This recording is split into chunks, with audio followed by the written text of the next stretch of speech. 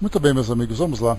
Nosso estudo de hoje é o livro Evolução em Dois Mundos, de André Luiz, psicografia do Chico, e também de Valdo Vieira. Nós vamos entrar no capítulo número 9 da primeira parte, Evolução e Cérebro, falando sobre formação do mundo cerebral, girencefalia, lisencefalia e outros temas conforme nós formos aqui avançando.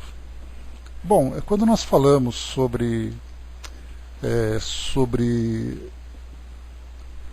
a evolução dos seres vivos aqui no nosso mundo material, nós já compreendemos, a partir do aprendizado anterior que nós tivemos, que a evolução do físico depende também da evolução da mente. Então, enquanto nós temos seres bastante primitivos, apresentando ainda apenas um princípio espiritual, ele vai então ter um instrumento material, um instrumento físico compatível com a sua condição. Então nós vimos desde os seres unicelulares, dos mais primitivos, que nós vimos lá nos primeiros capítulos com André Luiz, em que ele foi mostrando então que conforme esses princípios evoluíam, eles então acabavam influenciando a matéria, e a matéria então acabava tomando o formato que era determinado por esses impulsos mentais. Vimos nessa evolução os seres se tornando cada vez mais complexos. A nossa visão aqui do mundo físico mostrava então essa grande diversidade de espécies que iam surgindo, desde desses reinos inferiores até esses reinos mais estruturados, e aí então nós não prestávamos atenção nos princípios espirituais que estavam vinculados a ele.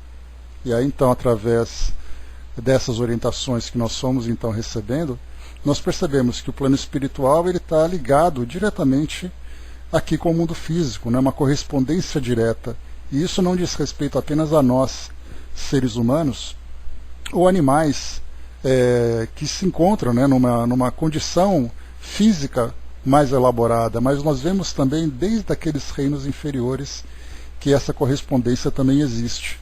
Então basta a gente fazer aquele processo reverso, né, de pensarmos, se nós somos princípios inteligentes,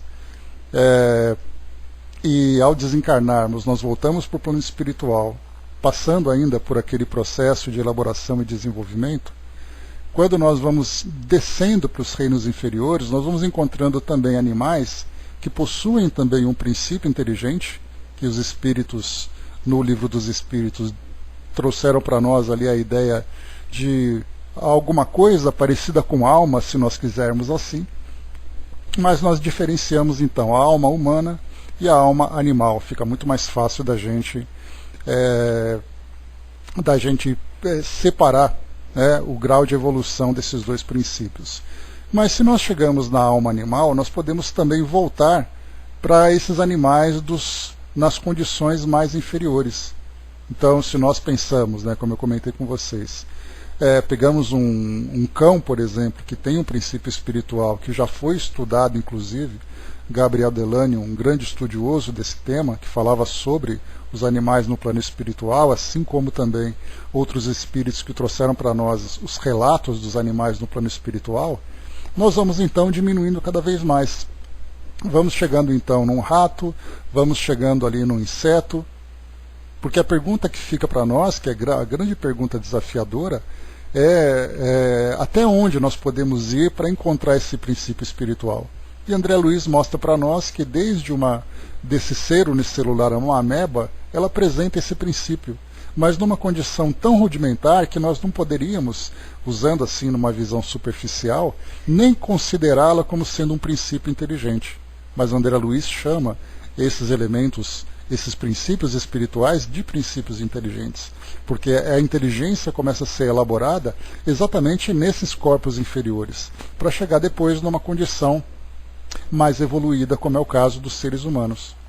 Nesse caso, conforme a gente vai evoluindo, então, nós vimos, com o passar aqui dos capítulos que nós fomos estudando, cada estrutura que foi se transformando nesse processo de evolução. Então vimos ali o corpo físico que foi saindo de apenas uma célula, se tornando um ser pluricelular, mudando a sua estrutura celular, depois foi ali apresentando estruturas físicas diferentes, apresentando ali tecidos, órgãos, apresentando ali o esqueleto, né?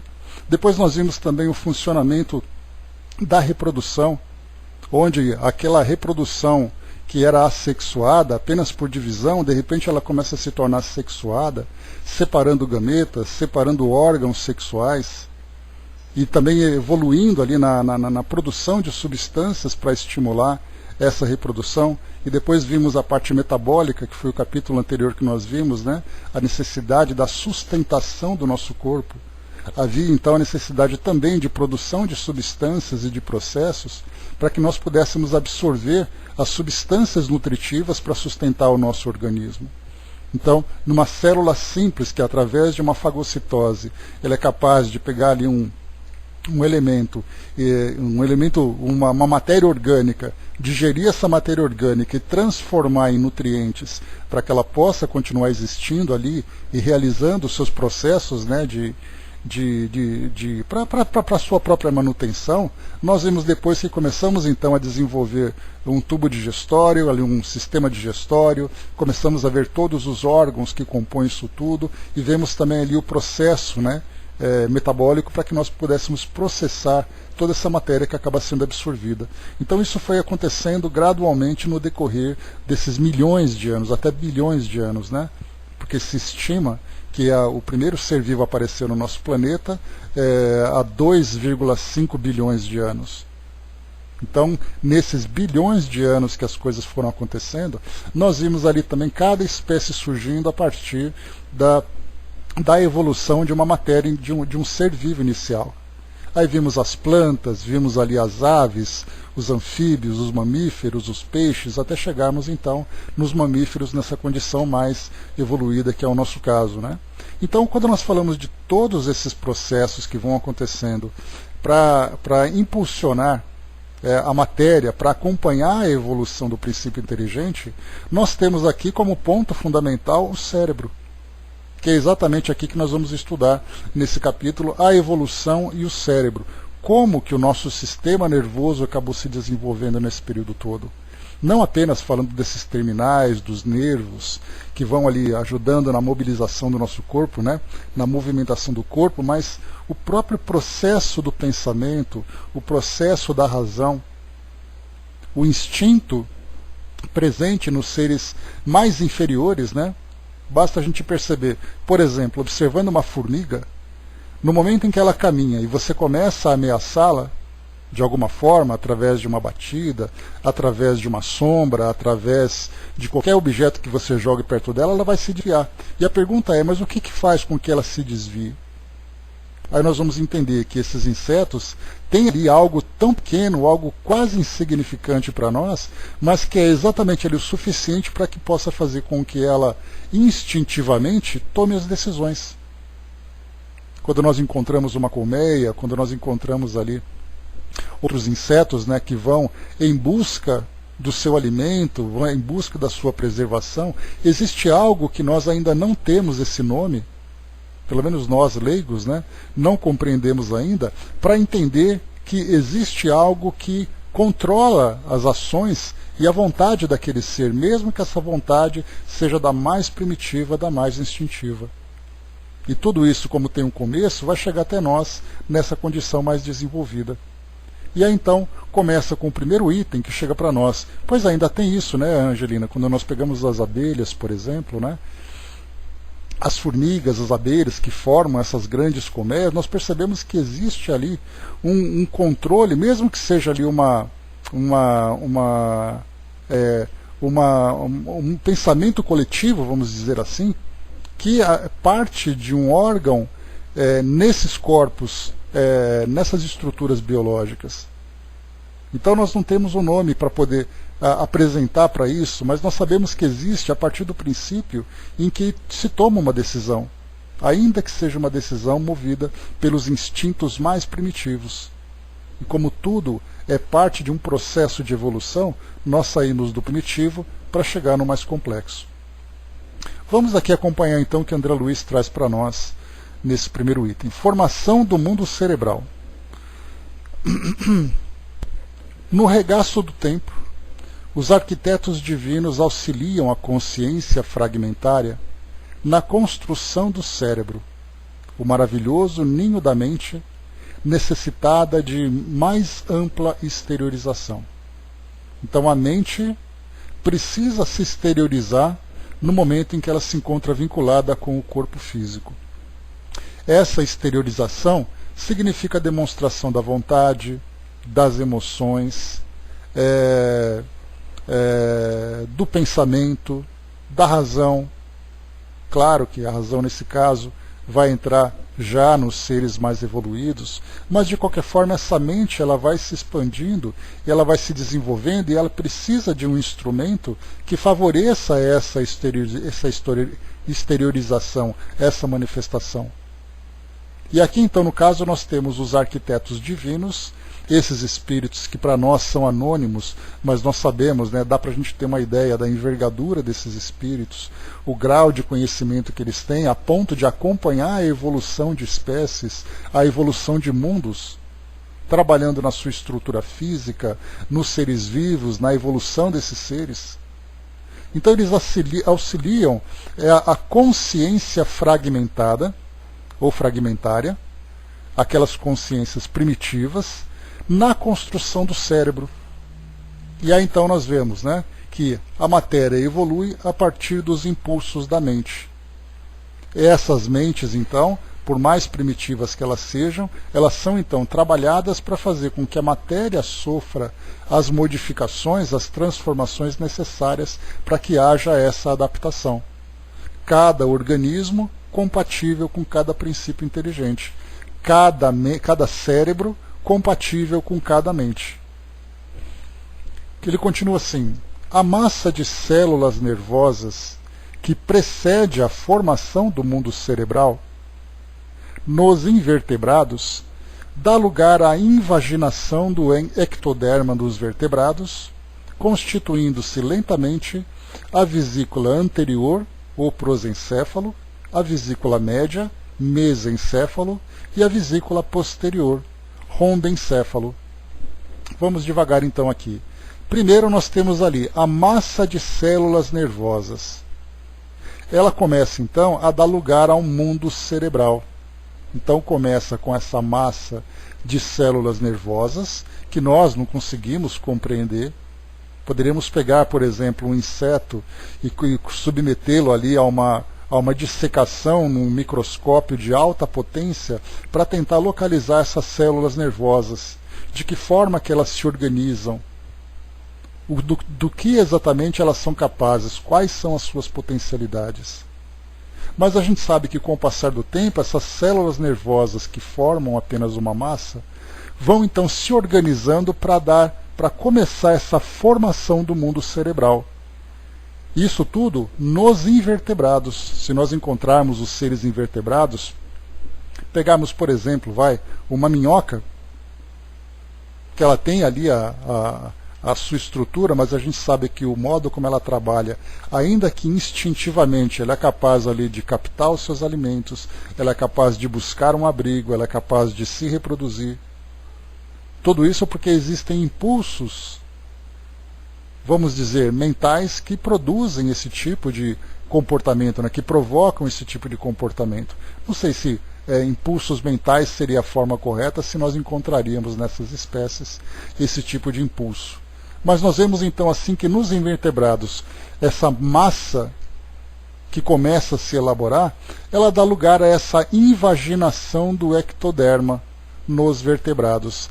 Essa invaginação, nós podemos imaginar,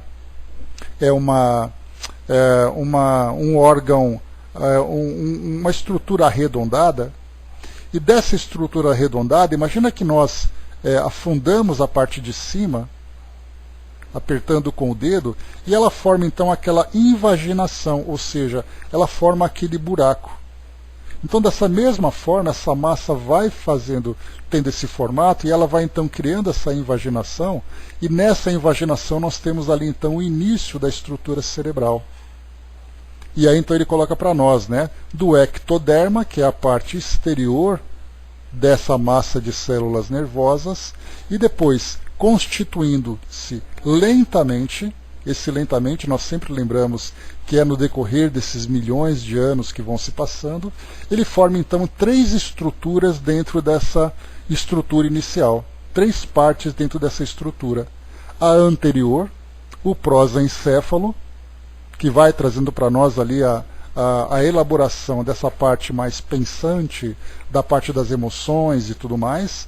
Essa vesícula média, o mesencéfalo, que vai trazendo para nós também ali uma estrutura responsável por outros comportamentos, e depois essa posterior, o rombencéfalo. Essa posterior é aquela parte do cerebelo que fica bem na base do cérebro, que se conecta com a medula óssea, com a medula espinhal, desculpem, com a medula espinhal, onde nós temos ali no mesencéfalo o controle da nossa, né, do nosso comportamento motor, o modo como nós caminhamos, a precisão dos nossos movimentos. Então, cada parte do nosso cérebro vai se formando dentro dessas 3 estruturas, organizando o comportamento de acordo com o organismo que esse princípio inteligente acaba utilizando aqui durante a sua encarnação. E lembre, quando nós falamos em encarnação, nós temos que lembrar que nós não falamos apenas de seres humanos, nós falamos das tantas espécies que se encontram aqui no nosso planeta. Encarnações que são muito rápidas, encarnações que são mais prolongadas, cada princípio inteligente evoluindo de acordo com sua necessidade, utilizando então esse organismo aqui no mundo físico, para que ele possa então desenvolver ali instintos, desenvolver percepções, e assim ele vai evoluindo, né? A Sonja colocou para nós, né, existe um tipo de inseto que limpa o ninho antes de entrar nele. Isso chamou a atenção de estudiosos que pensaram existir um tipo de inteligência nesse comportamento. No entanto, chegaram à conclusão que isso fazia parte de um ciclo repetitivo, algum tipo de mecanismo instintivo, né? O que a gente lembra, Sonja, é que quando nós pegamos, por exemplo, o Livro dos Espíritos, lá no começo, onde vem as primeiras explicações, os espíritos explicam para nós que o instinto é um tipo de inteligência. Então, quando nós falamos em inteligência, a relação que nós fazemos é com a razão, com a capacidade de pensar, com a capacidade de raciocinar. Mas se nós pensarmos que o instinto é o princípio dessa capacidade racional, nós vemos que ele é um tipo de inteligência. Isso é claro na linguagem dos espíritos, dentro das obras da codificação, mas a ciência poderia trazer um outro nome. Agora, nós não podemos separar, conforme os espíritos nos instruem, o instinto da inteligência. Nós podemos fazer uma ligação entre um numa condição mais primitiva e o outro numa condição mais evoluída. Então, mesmo que seja um ciclo repetitivo, nós temos ali um comportamento que ele é coordenado. E a partir dessa coordenação, então, nós entendemos que existe ali uma inteligência numa condição da mais fragmentada possível. É o que eu comentei com vocês, né? Se você pegar, por exemplo, um pernilongo e ele vem até você e você começa a abanar, a tendência dele é fugir. Por que isso tudo? Porque ele se sente ameaçado. Então nós vemos, mas espera aí, um pernilongo se sente ameaçado e ele foge. Então existe algo ali apenas, muito além de algo mecânico. Ele vai realmente em busca de alguma coisa. Quando ele busca a luz, quando ele busca calor, um inseto qualquer, né? Busca luz, busca sombra, busca calor, busca alimento, se reproduz. Esses tipos de comportamento nós percebemos que eles não são irracionais, no sentido de você colocar, por exemplo, apenas como uma planta que vai em busca da raiz, né, que vai em busca, através da raiz ou das raízes, busca o seu alimento ou vai em busca da luz. Nós percebemos que existe algo mais complexo do que simplesmente esse comportamento mecânico. Agora, onde exatamente a inteligência começa a se desenvolver? E a pergunta mais complicada ainda, o que nós entendemos por inteligência? São essas questões que vão sendo levantadas. E muitas vezes nós temos ali, sim, exatamente, muito rudimentar. Mas aí a nossa ciência vai dizer, mas isso não é inteligência. Tá, mas onde a inteligência então começa a se manifestar nos seres vivos? Qual é a espécie que apresenta aquele 0,00000001 de inteligência? Para chegar depois no nível 1, que é a inteligência humana. Onde exatamente começa? Como nós não temos essas respostas, é mais fácil a gente fazer uma separação. Como Kardec muitas vezes coloca nas suas explicações, ele diz assim, que você não pode dizer que a noite significa sem inteligência e o dia significa com inteligência. Sabendo que a noite para o dia não é simplesmente um interruptor que você muda, mas é todo aquele clarear do dia, quando começa a amanhecer, né? Então você vê ele que vai clareando gradualmente até chegar no topo, quando você chega ao meio-dia em que o sol está a pino. Então, essa fase de transição da noite, que você pegar a meia-noite para chegar até meio-dia, vão acontecendo vários processos que gradualmente vão evoluindo até chegar nessa condição superior. Mas, mais uma vez, como nós ainda temos muitas limitações técnicas aqui no plano físico, de equipamentos, de conhecimento e tudo mais, é mais fácil a gente dizer que esse é de um jeito e o outro é do outro, sem fazer qualquer conexão, né? A Angelina colocou, né, que as lagartixas, né, gostam de comer flores suculentas. Então a gente tem ali vários comportamentos. Até uma planta carnívora, por exemplo, quando ela tem ali aquela percepção de que um inseto pousou ali no local onde ela faz ali, onde ela captura essa presa, nós vemos ali, por exemplo, um instinto nervoso, porque afinal de contas ela foi estimulada para fechar. Da mesma forma que uma aranha, por exemplo, uma aranha dessas que pegam insetos em casa, né? Essas menores que nós encontramos ali nos cantinhos das paredes e tudo mais, ela constrói uma teia. No momento em que o inseto toca naquela teia e provoca uma vibração, ela vai em direção a esse inseto. Então é isso que nós percebemos, que nesses comportamentos mais primitivos existe algo além de apenas matéria. Aquele ser vivo não é apenas matéria, ele não é movido apenas por um automatismo, existe algo. Tanto é assim que se um inseto toca numa ponta da teia, a aranha vai naquela direção. Se o inseto toca na outra ponta, ela vai na outra direção. Então ela busca esse direcionamento. Percebemos como isso por mais rudimentar que seja, é um comportamento diferenciado. E é aí que a gente começa então a perceber que, de fato, esse processo de desenvolvimento da inteligência é um processo gradual. E, consequentemente, o cérebro, que é o centro da inteligência, também se desenvolve de modo gradual, começando por uma estrutura que nós nem chamamos de cérebro, mas que André Luiz disse para nós aqui, que essa massa de neurônios. Aí, no momento em que essa massa começa a se organizar para formar essa estrutura cerebral mais primitiva, mais rudimentar, ela tem um início. Então é isso que ele coloca para nós. Começa de algo que não tem qualquer tipo de estrutura neurológica, mas depois, com o passar do tempo, ela começa a se desenvolver. Tudo colocou, né? Tanto que para essa coisa de cair de costas é perigoso, né? Podendo causar paralisia motora. Sim, né? Tanto que pega ali a base da coluna, né? A coluna vertebral para nós ali, a base do cérebro da mesma forma também, né? Então, isso que André Luiz coloca para nós. Então, essa invaginação e essa formação dessas estruturas posterior, média e anterior, né, ela vai então mostrando ali a diferenciação da estrutura cerebral, cada uma com sua função. E ele traz aqui para nós também. Nos peixes, os hemisférios cerebrais mostram-se ainda muito reduzidos. Aqui é uma pena, né, que nós não tenhamos o recurso de imagem, mas nós temos fotos que são encontradas, né, em sites especializados, sites de biologia, de veterinária e tudo mais, né? Então nós vemos nessas imagens o tamanho e o formato, né, dos cérebros de cada uma dessas espécies. Então, se o peixe, por exemplo, tem ali, dependendo do tamanho do peixe, uma estrutura cerebral do tamanho de um feijão. Enquanto que nós temos uma estrutura cerebral muito maior, não apenas com relação ao tamanho, ao formato e à densidade, mas nas suas próprias estruturas. Depois, então, se mostram reduzidos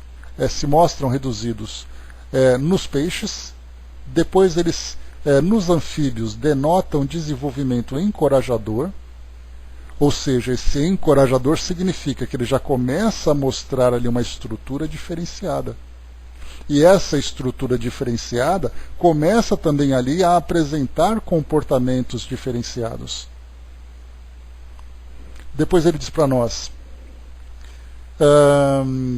e nos répteis avançam em processo mais vasto, configurando já com alguma perfeição o aqueduto de Silvius, aprimorando-se com mais segurança em semelhante fase, na forma espiritual, o centro coronário do psicossoma futuro, a refletir-se na glândula pineal, já razoavelmente plasmada em algum lacertídeos, qual o rincocéfalo da Nova Zelândia, em que a epífise embrionária se prolonga até a região parietal, aí assumindo a feição de um olho com implementos característicos. Então ele vai falando para nós desde os peixes, que ele já começa a pegar aqui então essas estruturas mais complexas. Lembra que nós estudamos há pouco tempo, né? Falamos agora há pouco, a respeito dos insetos, dos invertebrados, que é aquela massa neurológica que começa a apresentar ali alguma coisa, né, que mostra um comportamento diferenciado. Bom dia, professor. Que mostra um comportamento diferenciado. Mas aí então André Luiz já vai para os peixes. Depois ele vai para os anfíbios, para os répteis. Isso porque não chegou ainda falando sobre os mamíferos. Mas aqui ele coloca para nós, né, que esse aqueduto de Silvius, aqui no nosso elucidário, esse aqueduto de Silvius ele apresenta com a seguinte definição.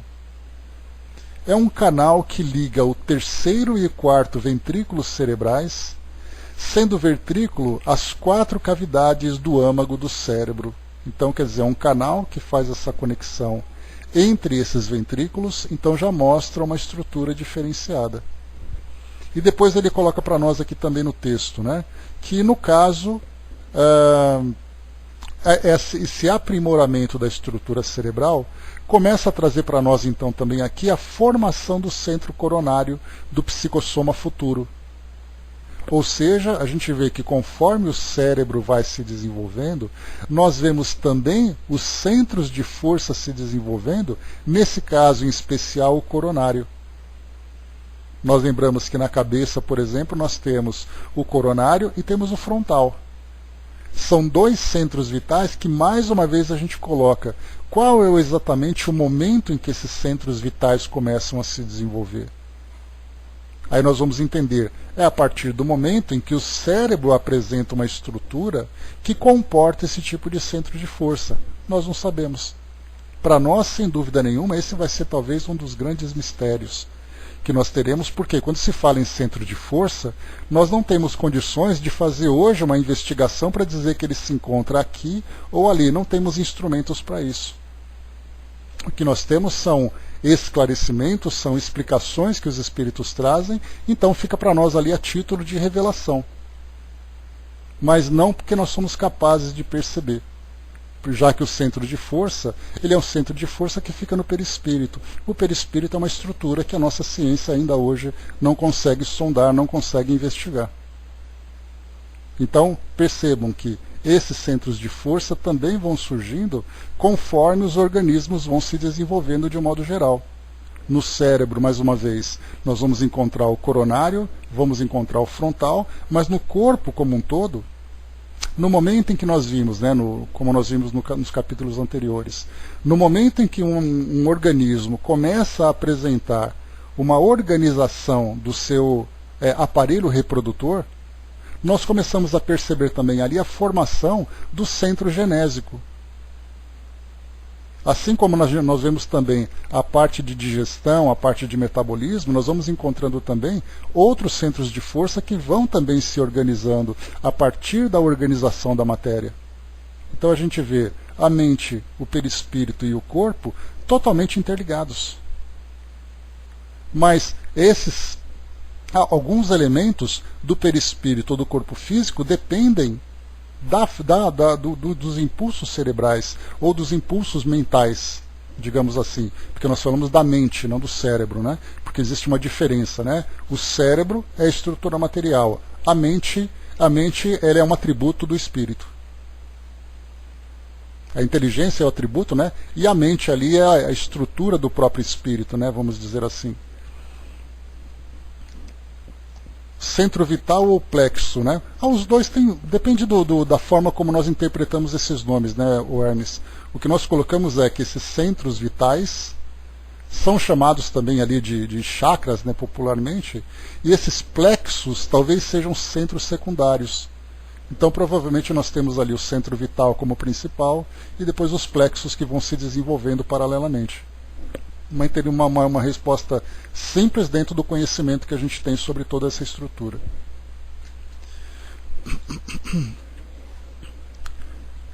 Pois é, então, tudo começa exatamente ali. A grande questão que nós colocamos, né? A mente começa então a se desenvolver. O corpo físico vai corresponder aos impulsos da mente, mas passando inicialmente pelo perispírito. Então o perispírito vai influenciar a matéria, então nós entendemos que o perispírito cria primeiro esse centro vital para poder influenciar a matéria. Esse pelo menos é um raciocínio que a gente pode fazer nesse momento. Então ele fala para nós aqui de uma outra parte também, que ele diz assim, a refletir-se, então na forma espiritual, mais uma vez, aprimorando-se com mais segurança, em semelhante fase, na forma espiritual, o centro coronário do psicossoma humano futuro, a refletir-se na glândula pineal. Então a gente vê que um cérebro, quando ele atinge um determinado ponto do seu desenvolvimento, ele começa a apresentar a glândula pineal, nós já começamos a perceber que o centro coronário começa a se desenvolver. Já que, conforme nós estudamos na doutrina, a glândula pineal vinculada ao centro coronário é o que faz exatamente a antena para a espiritualidade. Então, é uma reação consequente, uma dependendo da outra. Você estimula uma, que provoca a outra, e vai estabelecendo então essa conexão. Bom dia, Otávio. Então ele continua, né? A refletir-se na glândula pineal, já razoavelmente plasmada em algum lacertídeos, qual o rincocéfalo na Nova Zelândia. Esse rincocéfalo, ele é na verdade um lagarto. E rincocéfalos são aqueles crânios que têm aquele formato de bico, né? Então a gente percebe que o lagarto ele tem aquele formato mais bicudo. Então essa espécie na Nova Zelândia, André Luiz mencionou exatamente isso, porque ele coloca em que a epífise embrionária, lembra que epífise e glândula pineal são a mesma coisa, se prolonga até a região parietal. Que nesse caso nós temos aqui as laterais da cabeça, né? Ali assumindo a função de um olho com implementos característicos. E é interessante, foi mostrada uma foto desses rincocéfalos, né? Rinco quer dizer como se fosse um bico, céfalo é a cabeça, né? Então foi mostrada uma foto em que você tem ali como se fosse um terceiro olho, que fica bem no alto da cabeça desse tipo de lagarto. E aí então os cientistas não sabem, né, os estudiosos não sabem ainda qual é a função desse elemento que é colocado nesse crânio. E aí então também se presume que seja o desenvolvimento exatamente dessa pineal. Mas é colocado, né, então assume a feição de um olho com implementos característicos. Então parece um terceiro olho que tem ali. Zoólogos respeitáveis consideram o mencionado aparelho como sendo um globo ocular abandonado pela natureza. Contudo, é aí que a epífise começa a consolidar-se, por fulcro energético, ou seja, um ponto, né? Fulcro é um ponto de apoio, fulcro energético de sensações sutis para a tradução e seleção dos estados mentais diversos, nos mecanismos da reflexão e do pensamento, da meditação e do discernimento, prenunciando as operações da mediunidade, consciente ou inconsciente, pelas quais os espíritos encarnados e desencarnados se consorciam uns com os outros na mesma faixa de vibrações para as grandes criações da ciência e da religião, da cultura e da arte, da jornada ascensional para Deus, quando não seja nas associações psíquicas de espécie inferior ou de natureza vulgar, em que as almas prisioneiras da provação ou da sombra se resgatam reciprocamente. Então, o que nós temos aqui? Analisaram então a formação desse fulcro energético de sensações sutis. Então, essas sensações sutis e percepções sutis também começam a se manifestar nesses organismos mais inferiores, menos complexos, né? Eu ia dizer mais simples, mas na verdade não tem nada de simples, são extremamente complexos também, mas não tão complexos como é o caso, por exemplo, do ser humano, com a sua estrutura biológica.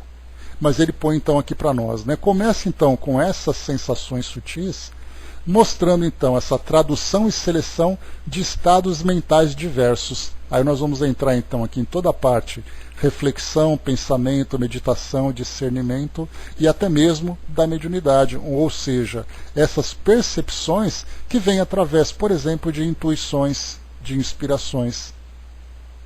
Porque a pergunta que nós fazemos é: os animais têm alguma conexão com o plano espiritual? Seria a grande pergunta que nós fazemos, né? Porque nós podemos dizer com tranquilidade: o ser humano com certeza tem. Não apenas tem, como ele é capaz de interagir com o mundo espiritual a partir da mediunidade. Mas e os animais? Aí nós fazemos exatamente aquele mesmo processo reverso, né? Se a mediunidade existe no ser humano, nós vamos então voltando nas espécies inferiores e nos perguntando: essas espécies inferiores têm também essas percepções mediúnicas? Voltando ainda mais, até onde essas percepções são captadas por esses animais? Existem nesses animais. Então ela começa num ponto, ela não nasce do nada. Nós não temos uma estrutura, nós seres humanos, não temos uma estrutura cerebral que surgiu da noite para o dia. Nada na natureza surge da noite para o dia. Ela se manifesta com mais intensidade, com mais clareza em algumas espécies, mas em outras espécies essas mesmas estruturas existem, mas de um modo muito mais simples, de um modo muito mais embrionário. Mas ele sempre tem um começo. Aí falamos aqui então ciência, religião, cultura e arte, percebemos que são sempre essas criações que dependem realmente dessas inspirações com o plano espiritual. As descobertas, a fé, a beleza da arte, a sensibilidade, tudo isso começa então a se desenvolver agora nessa jornada ascensional para Deus. Então, essa mesma estrutura que nos conecta com o plano espiritual, trazendo essas inspirações, fazem com que nós nos elevemos. Mas, André Luiz coloca também, quando não seja nas associações psíquicas de espécie inferior e de natureza vulgar, em que as almas prisioneiras da aprovação ou da sombra se retratam reciprocamente. Então, através dessa conexão com o plano espiritual, nós devemos considerar também as conexões inferiores, onde nós temos ali as ligações mentais com os espíritos ainda inferiores, os processos de influências negativas, as obsessões, as tendências que nós desenvolvemos a partir dessas influências. Então, esse canal de comunicação com o plano espiritual, ele vai ficar aberto para todo tipo de relação. Cabe, com o passar do tempo, nós desenvolvermos então valores e a própria razão para buscarmos os caminhos que são condizentes com as nossas necessidades evolutivas.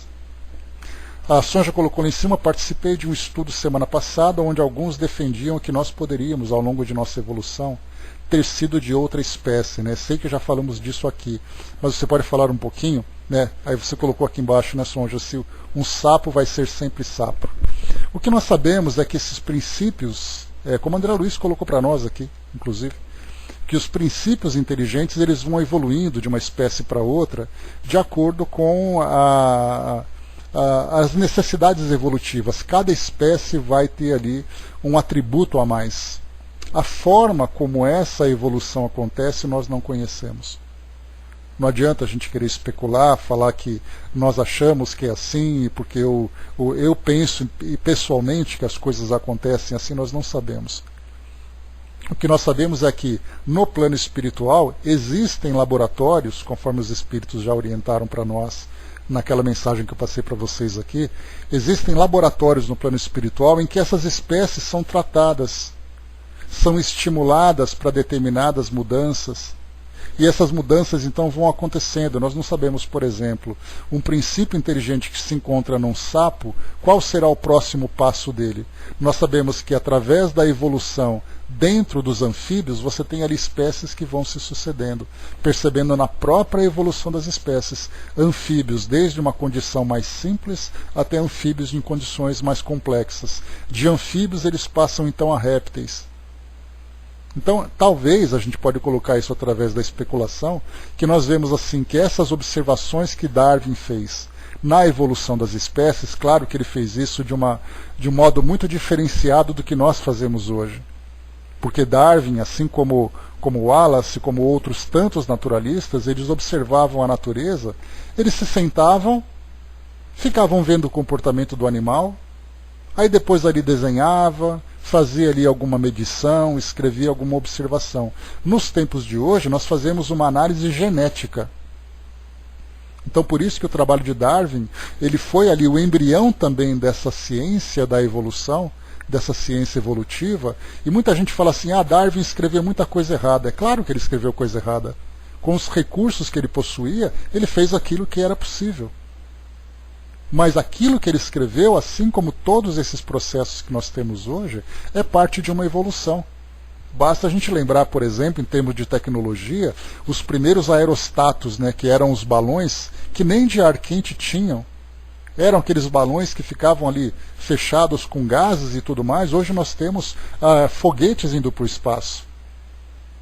Então as teorias científicas também fazem parte de um processo de evolução. Então Darwin, quando ele observava assim, aquelas espécies que iam tendo características semelhantes, ele foi então agrupando. Você pega desde, por exemplo, aquele sapo, foi descoberto um sapo na Amazônia, que ele é do tamanho da unha do dedo mindinho. E é um sapo. É daquela espécie de anfíbio. E aí então nós temos desde aquele sapo-boi, né, que chama, né? Eu me lembro em Mato Grosso, quando eu morava lá, sapo-boi, ele parecia assim um meio quilo de açúcar, né, de tão grande e pesado que ele era. Mas ao mesmo tempo você tem uma espécie inferior. Então nós temos ali espécies que vão se agrupando, cada uma ali na sua família, né, no seu gênero, na sua família, subindo, né, ascendendo nessa classificação taxonômica e tudo mais, vão desenvolvendo estruturas. Então esses princípios eles vão então se desenvolvendo e ocupando outras espécies. Essa é uma teoria que a gente apresenta. Agora a gente vai dizer assim, mas quer dizer então que um inseto, um anfíbio como um sapo, ele pode se tornar um ser humano? Esse princípio inteligente ele vai passar por essas várias etapas evolutivas. Mas quais são os elementos que são agregados a ele para fazer com que ele evolua? Quais são as espécies por onde ele caminha? Quanto tempo demora essa evolução? Onde acontece essa evolução? Nós não sabemos. Isso é um grande mistério que, com o passar do tempo, conforme nós formos estruturando bem o nosso aprendizado da doutrina espírita, nós teremos oportunidade de abrir outras frentes de pesquisa. A gente lembra que a própria vida animal hoje, ela é estudada timidamente pelos nossos espíritas. Isso porque a nossa grande preocupação é lidarmos com as nossas encarnações, com as nossas desencarnações, com a dor da perda, com as dores morais, as nossas provas e expiações, a lei de causa e efeito. É como se nós não tivéssemos tempo para pensar em outras coisas. Mas com o passar do tempo, conforme nós formos evoluindo moralmente e diminuindo essas dificuldades características do mundo de provas e expiações, aí nós voltaremos os nossos olhares para essas pesquisas mais específicas sobre essas espécies. Estudarmos, por exemplo, na visão espírita, as plantas, toda essa parte da botânica, toda a parte da zoologia, toda a parte da própria geologia, em termos de aglutinação de energias, de matéria e tudo mais. Então, nós vamos gradualmente estudando sobre isso. Mas como isso acontece, isso para nós é um grande mistério. O que a gente sabe é, conforme os espíritos dizem para nós, que tudo na natureza se encadeia. Né? Do átomo ao arcanjo, tudo está conectado. Como acontecem essas conexões? De um simples átomo até você chegar num arcanjo, que é o princípio evoluído, chegando na sua condição de pureza. Como acontece tudo isso, o que a gente sabe é que são experiências gradativas que cada espécie vai vivendo, desenvolvendo atributos morais, atributos intelectuais, a mente se transformando para influenciar o princípio, esse corpo, esse psicossoma, como é que se chama, né? Que é o corpo perispiritual, para influenciar a matéria. Então a gente sabe que existe essa conexão e toda essa movimentação, mas os detalhes disso, para nós, e talvez a gente nem consiga aprender isso aqui no mundo físico. Talvez esse seja um aprendizado que nós vamos estudar nas universidades de ciências naturais do plano espiritual, digamos assim, né? Bom dia, Flávio.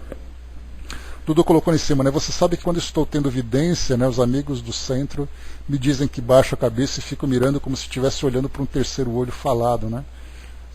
Já me fotografaram e realmente a impressão é essa, né? Só que às vezes fico inconsciente nessas evidências e depois comento. Dessas evidências, né, depois eu comento, né? Pois é. Né? Então, assim, essa estrutura do nosso cérebro fica conectada com o perispírito, ativando ali todos esses atributos do espírito, né? Isso aí para nós ainda é um grande mistério. Aos poucos nós vamos estudando. Tanto que a gente viu que somente agora a glândula pineal, talvez aqui nessa última década, comece agora a despertar a curiosidade da nossa ciência dentro do ambiente espírita, né? Então, tanto que é assim que eu acho que o único que fala sobre isso é o Sérgio Felipe mesmo, né? Mas fora isso a gente não vê nem estudando isso. Mas são ainda desafios, né? Angelina colocou, quando trabalhamos energias, atuamos mais nos coronário, frontal, laríngeo, gastro, esplênico e genésico, né? São só em casos extras, né? Esses são 7, né? Os centros que nós temos. Faltou aqui também o cardíaco, né? Faltou mais o cardíaco também. Então, nós temos desses 7 centros de força, nós temos também os centros secundários, né? Esses secundários trabalham conectados com esses principais, que nós também não conhecemos porque nós não podemos ver. O Dudu colocou, né, uma mutação genética pode fazer esse sapo se modificar, né, mas será sempre da mesma espécie, né, exato. O processo de modificação de cada espécie será sempre modificado diante das combinações progressivas da evolução de cada ser terreno, né? Então, a gente vê, no plano espiritual, a forma como os técnicos, digamos assim, do plano espiritual trabalham, estimulando a evolução desses princípios espirituais, para nós é misterioso, né? Nós não sabemos por que fazem isso, como fazem isso, para onde esses princípios são encaminhados, não sabemos, né? Dudu colocou, o tempo mudará a estrutura mutante de cada ser animal. Anos e anos chegarão, e com isso a nossa evolução como ser humano mostrará num futuro longínquo a amostra de cada ser que vai estar convivendo junto a nós nesse planeta, né? Então, essas mutações que vão acontecendo, elas acontecem inicialmente, que nós entendemos, né, geneticamente. Mas conforme André Luiz já comentou para nós aqui, essa mudança começa na verdade na mente. Porque é a mente que elabora um formato, essa mente impulsiona a matéria, no caso a própria genética, e ela vai então se transformando. Enquanto a nossa ciência vê apenas o acaso nessas mutações, através de estímulos exteriores, de seleção das espécies e tudo mais, né, dessa progressão, os espíritos dizem para nós que é a mente, por mais rudimentar que ela seja, que impulsiona essas transformações. Então é uma combinação de fatores que vão se somando, né? O senhor já colocou, né, são muitas perguntas sem resposta, muitos caminhos a serem percorridos, sim, né, e não temos respostas ainda, exatamente porque os caminhos que nós estamos percorrendo são caminhos ainda muito limitados, são caminhos muito restritos, né? Então, O Hermes lembrou aqui também, né, que tem também pouco falado o humeral, né, comando dos psicógrafos. Então, esses centros de força secundários, né, espalhados pelo corpo todo, claro que, obviamente, eles têm também as suas funções. Não são apenas ali pontos espalhados, pontos energéticos espalhados pelo nosso corpo, né? Então eles têm ali uma função não apenas do controle da mente sobre o corpo físico, mas também da própria conexão com o plano espiritual. Dudu colocou: a raiz de tudo está no tempo de cada ser, né? Não precisaremos o que poderá acontecer no futuro do planeta. A ciência ainda trabalha bastante para reprogramar estruturas vivas do planeta vivido. O futuro mostrará as novas mudanças de cada ser vivo nessa Terra, né? Então, provavelmente é a mensagem chegando para nós, né, Dudu? Então, que fala exatamente sobre isso. Então, assim, esse processo de transformação que vai acontecendo, o que nos ali, né? Ó, então, inicialmente, vamos pegar desde lá de cima. Um instantinho aqui para a gente poder ligar, porque as frases estão vindo picadas, a gente não está conseguindo pegar aqui o raciocínio completo, mas vamos voltar lá no início para a gente pegar tudo direitinho. Diz assim para nós aqui, né, que uma mutação genética pode fazer esse sapo se modificar, né, mas será sempre da mesma espécie. O processo de modificação de cada espécie será sempre modificado diante de combinações progressivas da evolução de cada ser terreno. Então esse é o primeiro ponto que a gente coloca, né? Esse processo é sempre diante de combinações progressivas. Essas modificações progressivas mostram exatamente isso, que, como diz, se eu não me engano foi Lavoisier que disse isso, né? A natureza não dá saltos. Então, para cada necessidade de evolução que vai surgindo, nós temos ali as pequenas alterações que vão surgindo, seja pelo próprio impulso da mente, seja através do trabalho desses técnicos do plano espiritual. E aí mostra para nós, né, o tempo mudará a estrutura mutante de cada ser animal. Anos e anos chegarão, e com isso a nossa evolução como ser humano mostrará num futuro longínquo a amostra de cada ser que vai estar convivendo junto a nós nesse planeta. Então, mostra também a própria evolução, que nesse futuro longínquo, como é colocado para nós, as próprias espécies também vão se adaptando a essa nova realidade.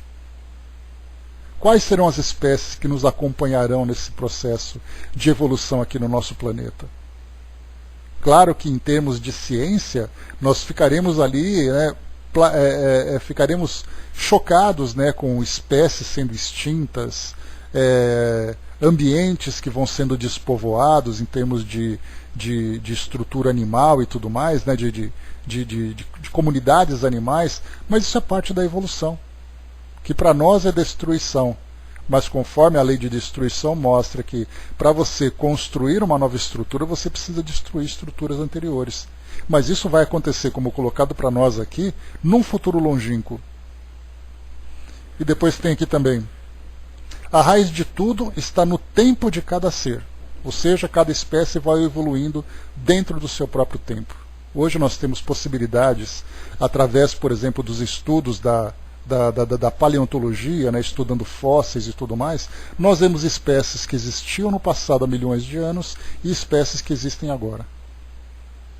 E aí nós percebemos essas mudanças, percebendo que os animais, na sua própria estrutura, eles vão então apresentando condições de coabitar com os seres humanos, coisa que no passado distante não era possível. E aí nós temos aqui ainda também: não precisaremos o que poderá acontecer no futuro do nosso planeta. Ou seja, nós não sabemos, não é possível saber o que vai acontecer. Até porque a gente lembra, André Luiz, quando ele colocou isso nos primeiros capítulos aqui do Evolução em Dois Mundos, ele foi dizendo que muitas experiências foram sendo feitas naquele início, na elaboração da vida no nosso planeta. Então algumas espécies surgiram e desapareceram rapidamente, outras espécies permaneceram, mas evoluíram na sua estrutura biológica. Tudo isso para fazer com que cada princípio inteligente que evoluísse nesse processo chegasse a essa condição que nós estamos agora. Como isso acontece, também não sabemos. E coloca também, Dudu: subindo na escala evolutiva, nós vemos que cada ser animal, incluindo o homem, muda de acordo com as perspectivas mostradas na mudança de nossa estrutura terrena. O estudo de tudo falado até agora é importante, mas agora, né, o tempo irá mostrar a mudança de cada um. Então, o que é possível para nós, né, obrigado pela participação. Então, o que é possível para nós é olhar para o passado e perceber o caminho que foi percorrido. Mas o futuro que vem para aqui, para nós tem que aguardar. Nós não sabemos em quanto tempo isso vai acontecer, não sabemos qual a direção que isso vai tomar, mas certamente nós sabemos que tudo isso segue em direção à perfeição que Deus determina para todos nós e para o nosso mundo também. É muito bacana estudarmos tudo isso, e a doutrina ela nos proporciona uma visão transcendental, né? Aquela visão que sai da visão materialista aqui do nosso mundo e ela vai para o espiritual. E quando nós olhamos assim, toda aquela mobilização, lembra que eu falei para vocês? Né, quando nós assistimos a documentários que são produzidos aqui no nosso mundo, e nós vemos nas selvas, nos mares, nos mais diferentes habitats, né, as espécies, vivendo instintivamente. Então você vai lá na savana africana, você vê lá, né, as gazelas tranquilas, de repente os leões, as hienas fazem suas perseguições, você vai nos mares e você vê os cardumes, você vê as aves ali, cada uma vivendo naqueles bandos enormes que nós encontramos. A impressão que dá é que a natureza funciona de uma forma mecânica. Mas nós não levamos em consideração o comando espiritual para que tudo isso aconteça dessa forma. Então a natureza ela evolui de modo perfeito, sempre visando o aprimoramento de todas as espécies, mesmo que esse aprimoramento demande a destruição muitas vezes, para depois recomeçar, trabalhar depois a reconstrução. Então a natureza é sábia porque ela é controlada por Deus, através dos seus tantos e tantos arquitetos e engenheiros trabalhando exatamente para promover essa mudança com muita sabedoria. Estamos estudando e contamos sempre, né, com a participação de todos os amigos que nos acompanham aqui também. Muito obrigado pela ajuda, pelo esclarecimento que nós estamos recebendo aqui. O Flávio colocou para nós, né, natura non facti saltus. No latim, né, a natureza não dá saltos. Tem sido um princípio importante da filosofia natural. Ele aparece como um axioma nas obras de Gottfried Leibniz, elemento essencial de Charles Darwin, tratamentos da seleção natural em sua origem. Né? Não, ali em cima eu saltei. La natura ne facti jamais delis saltis. A natureza não dá saltos. Um dos inventores do cálculo infinitesimal. Ver aqui a lei de continuidade. É também um elemento essencial de Charles Darwin, elementos da seleção natural de sua origem das espécies. Né? Então está aqui para nós. Flávio, valeu Flávio. O Hermes lembrou também, né, só para lembrar que os centros de força no perispírito estão sobre os plexos orgânicos, né, enovelamentos de terminações nervosas no corpo físico. Então isso aí também, Hermes, o dia que a medicina conseguir dar um pequeno salto nessa evolução, saindo da visão material e entrar nesse campo, não precisa nem chegar no espírito por enquanto. Só de chegar nessa parte fluídica, energética do nosso corpo, nós já teremos assim uma revolução na nossa ciência. Porque nós veremos que uma doença não é apenas uma doença, o corpo não é apenas o corpo. Tá? Pode deixar, Dudu, eu pego aqui depois. Vou guardar isso aqui com certeza, organizar para ler e processar isso aqui de novo para a gente reler em outra oportunidade. A Sonja colocou também, né, paralelo a tudo isso, também devemos considerar a nossa capacidade de receber determinados conhecimentos. Só avançaremos no conhecimento quando estivermos estruturados para lidar com saberes mais relevantes. Exatamente, né? Como a própria natureza não dá saltos, como nós colocamos lá em cima, o conhecimento também não dá saltos. Não adianta trazer aqui aquele monte de revelações se nós não soubermos processar tudo isso. É por isso que os espíritos, quando eles elaboraram as obras da codificação, eles foram muito cuidadosos em trazer para nós orientações sobre determinados temas. Porque tem coisas que nós precisamos descobrir. Só para a gente poder entender, pegando mais uma vez o exemplo do avião, né, da ciência aeronáutica. Quando nós pegamos ali os primeiros balões, lá com Bartolomeu de Gusmão, lá no século XVI, até chegarmos com Santos Dumont, com os irmãos Wright, até chegarmos na atualidade, cada cientista, cada aventureiro foi estudando aquilo que já foi criado e trazendo coisas novas. Foi um processo de evolução, né? Foi um progresso do conhecimento científico nessa área.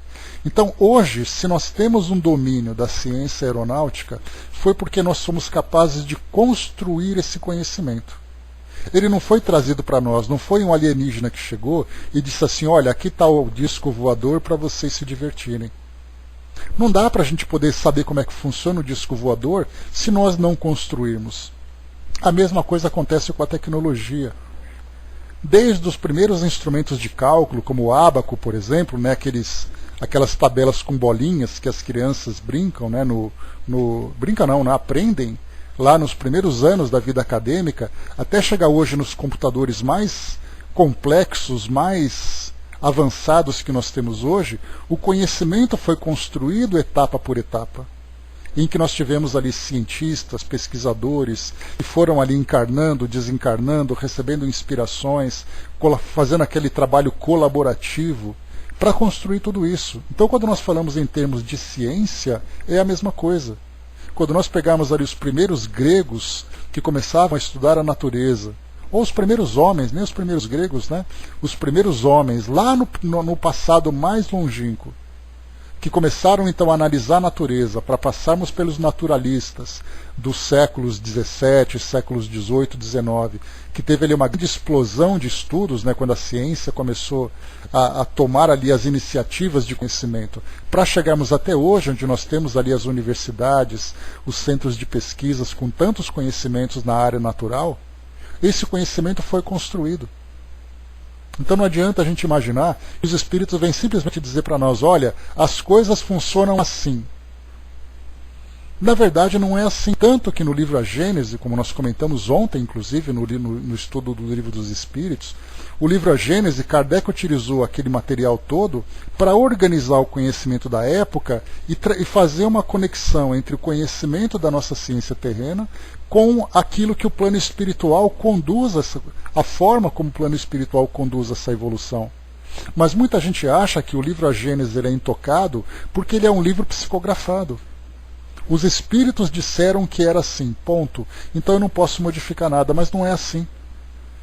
Aquilo foi um resumo que Kardec fez de trazer o conhecimento da época, apresentar algumas teorias que ele achava que era real, como era o caso, por exemplo, da própria uranografia, da evolução biológica. Ele achava, por exemplo, que os chimpanzés, de uma hora para outra, se transformavam em seres humanos. Porque naquela época nós não tínhamos ali tanto a paleontologia como a arqueologia estudando os fósseis e a evolução dos seres primitivos. Coisa que no final do século XIX, começo do século XX, nós tivemos uma explosão. Quantos fósseis foram descobertos de hominídeos que mostravam gradualmente a evolução dessas espécies? Por isso, então, o conhecimento também depende do seu próprio tempo, e nós vamos alcançando esses conhecimentos de acordo com a nossa própria curiosidade também. Não dá para a gente imaginar algo lá na frente se nós não passamos por todas as etapas para chegarmos até lá. Usando uma analogia bastante simples, é como uma longa linha de trem. Para você chegar na última estação, você tem que passar por todas as estações intermediárias. É assim que o conhecimento é construído.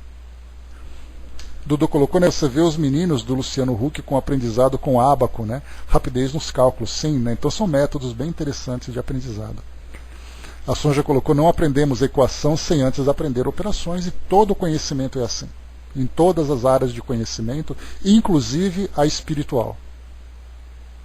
Antes de chegarmos na mediunidade, nós tínhamos que trabalhar a fé, trabalhar a crença, trabalhar ali as práticas exteriores, os dogmas, a filosofia, para então os espíritos dizerem, bom, agora vocês estão prontos para falar com a gente. Vocês se lembram que quando, né, os relatos do Antigo Testamento que foram registrados, e aí então a gente vai ver o Antigo Testamento a título de registro, não como livro sagrado, né? Mas quando nós olharmos assim essa evolução, essa etapa em que a comunicação com o plano físico se deu naquela época, a gente viu no que aconteceu. houve a necessidade de uma proibição, porque aquilo estava virando uma loucura. Eles não tinham capacidade intelectual, eles não tinham estrutura moral para lidar com essa relação. E aí então nós entramos naquela fase escura, sombria, em que a mediunidade foi simplesmente esquecida. Ela somente existia individualmente, mas não era um conhecimento que se expandia para toda a humanidade. Hoje não. Quando chegou no século XIX, o iluminismo trazendo a razão, a religião bem elaborada, vieram então as comunicações. E até mesmo, Hermes lembrou que até mesmo o processo mediúnico começou também passando por essa etapa de evolução. Começou ali pelas manifestações físicas, para depois chegar nas manifestações intelectuais, para somente depois chegar à filosofia. Filosofia essa que vem se desenvolvendo até agora, né, e vai continuar ainda, para poder trazer cada vez mais informações, cada vez mais reflexões, para que a gente possa assimilando gradualmente todo esse conhecimento que vai sendo passado para nós. Meus amigos, teremos aqui mais um trecho para entrar agora, né, na girencefalia e licencefalia, que são dois formatos que os cérebros possuem. Já está na hora, voando, né?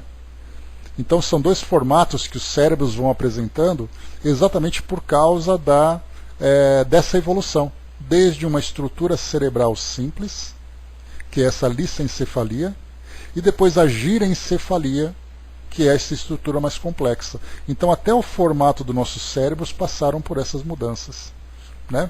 Então, encerrando por aqui esse nosso estudo de hoje, né? Então, nós vimos aqui apenas a primeira, deixa eu ver aqui, a primeira, né? Eu achei que a primeira e a segunda a gente conseguiria facilmente passar por ela, mas ficamos aqui na primeira, de tão importante que é analisarmos esse processo de evolução, nesse caso do cérebro, né? Porque se nós lembrarmos que o cérebro é o órgão em que o espírito se manifesta, nós vamos então acompanhar a evolução, a evolução dessa estrutura de acordo com a evolução da mente que vai utilizar esse instrumento. Não adianta a gente pegar um cérebro humano e deixar para um chimpanzé, e não adianta a gente pegar um cérebro de um chimpanzé e colocar para o espírito humano utilizar. A natureza é tão perfeita que ela faz a conexão precisa. E não apenas uma conexão, como André Luiz coloca para nós, é cada princípio inteligente, naquele momento da sua evolução, que vai estimular o organismo para servi-lo de acordo com suas necessidades. Então não é assim, né? Você escolhe uma roupa no guarda-roupa e você veste. Não. É você que vai criando o seu próprio guarda-roupa conforme você vai se modificando. Então esse que é o grande processo e a grande virtude, né, desse mecanismo evolutivo. A Sonja colocou para nós, no desenho fantasia da Disney, mostra o Mickey tentando ser um feiticeiro sem ter capacitação para isso, né? É um verdadeiro desastre, até que chega o verdadeiro feiticeiro e coloca tudo nos eixos novamente, exato, né? Então, assim, os espíritos eles não podem ultrapassar a nossa capacidade de entendimento, porque nós não saberíamos lidar com isso. O próprio conhecimento que nós desenvolvemos através da nossa capacidade intelectual muitas vezes nos levou a alguns desastres, né? Então, de fato é assim, né, Hermes? Não dá para brincar de sermos Deus. Sermos deuses.